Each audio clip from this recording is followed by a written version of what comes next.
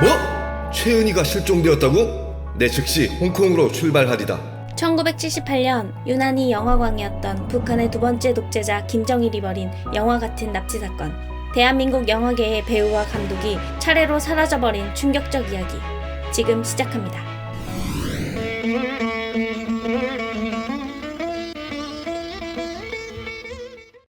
사랑방 손님과 어머니.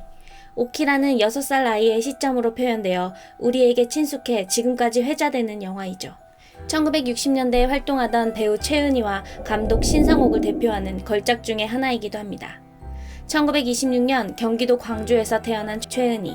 47년 스크린 데뷔 이후 70년대 중반까지 거쳐간 영화는 130여 편. 대한민국 영화계를 주름잡고 있었죠.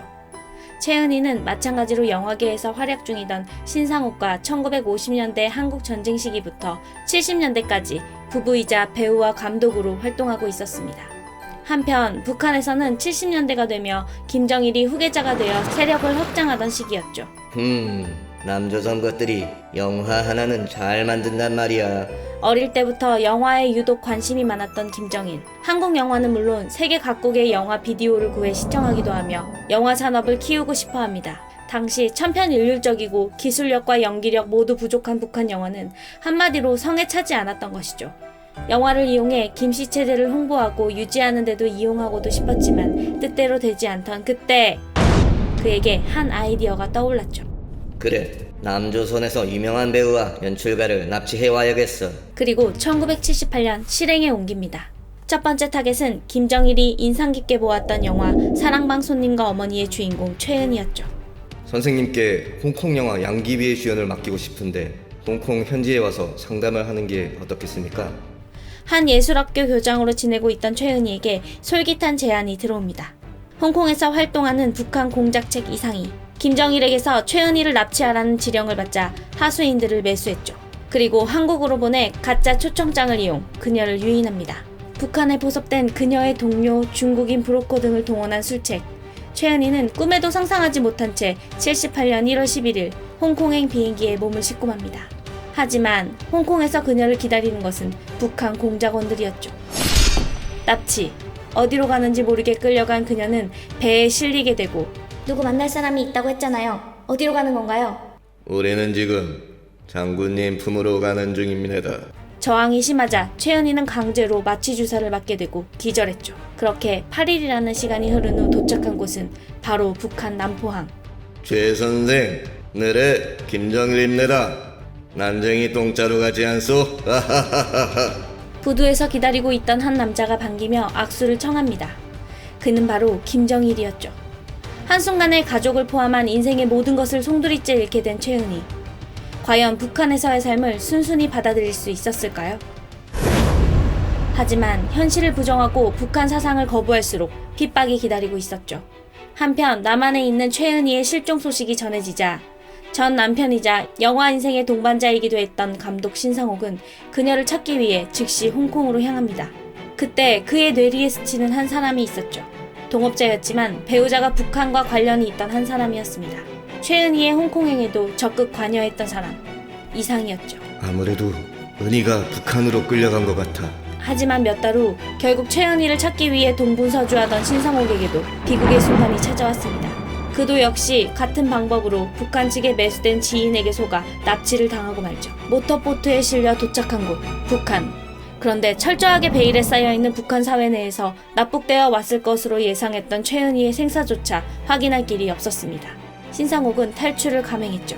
78년 12월 29일 북한 지도를 들고 차량을 탈취해 국경을 향해 달리기 시작합니다. 북경까지 어떻게든 가기만 하면 미국 대사관이 있을 거야. 하지만 시속 150km 전속력으로 달리던 그가 안타깝게도 연료가 떨어져 더 이상 차로 이동할 수 없게 되자 기차의 화물칸을 노리지만 얼마 지나지 않아 삼엄한 경비 속 붙들리고 말았죠. 그렇게 감옥, 가택연금, 정치범 형무소 등을 전전하며 보낸 지옥 같은 5년의 시간이 지난 어느 날 1983년 오늘 연회에 나가면 만날 사람이 있습니다. 행사장에서 꿈에 그리던 최은희와 재회를 하게 되었죠. 그리고 둘은 언제일지 모를 탈출을 꿈꾸기 시작합니다. 하지만 결코 쉽지 않은 상황. 일단 김정일이 원하는 바를 들어주면서 기회를 엿봅시다. 마침 김정일은 최은희와 신상옥에게 오랜 야욕을 드러냅니다. 둘에게 북한에서 영화를 만들고 각종 노하우를 전수해주기를 청했죠. 이후 신상옥과 최은희는 17편의 영화를 제작합니다. 기차가 충돌하는 장면이 필요합니다. 신 선생, 걱정 마시라요. 진짜 기차를 다이너마이트로 폭파시키면 더 실감나지 않겠어? 김정일의 전폭적인 지원, 이는 꽤 성공적이었습니다. 북한의 영화 수준으로는 상상하기 힘들었던 국제영화제 수상도 이끌어냈죠. 북한 영화의 역사가 바뀌어가던 그때 이번 베를린 영화제 참석 후 빈에 갈 때 탈출을 노립시다. 하지만 강제로 단절되고만 나만의 가족들과 생활에 대한 그리움이 커지는 만큼 북한에서의 삶은 고통으로 다가왔죠.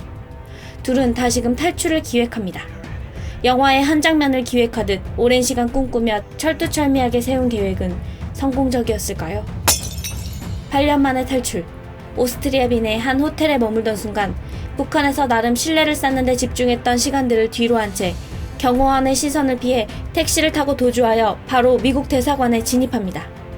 그렇게 신상옥과 최은희는 극적으로 미국 망명에 성공하게 되죠. 이 사실을 알게 된 김정일은 크게 분노하고 갖은 협박과 회유가 이어졌지만 그들이 다시 돌아갈 리 없었습니다. 미국에서 머물던 그들은 89년 영구히 대한민국으로 돌아와 다시 이전의 일상으로 돌아갔죠. 그리고 그들의 영화 같은 삶은 2016년 영국의 감독에 의해 다큐멘터리 영화 연인과 독재자로 제작되기도 합니다.